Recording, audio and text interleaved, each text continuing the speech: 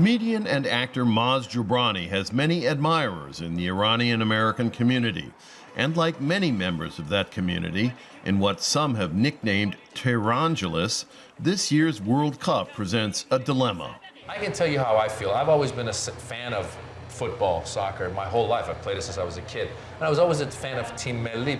But this year, it's really different. It's going to be hard to take any joy in watching it because of the footage we see coming out of Iran.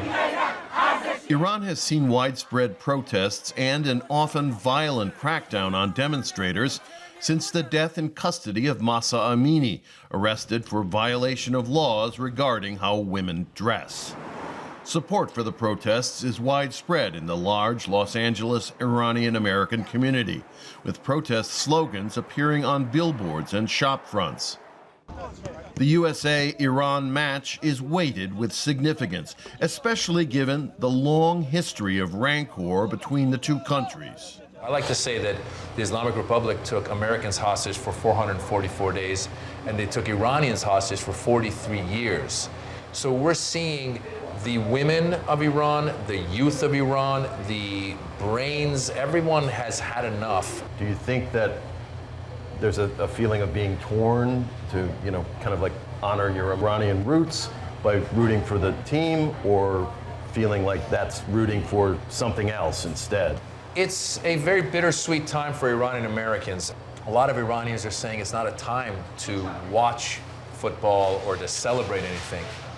The way I see it, though, is I feel that this is a chance for Team Melli, the Iranian team, to shine a spotlight on what's going on with the people of Iran.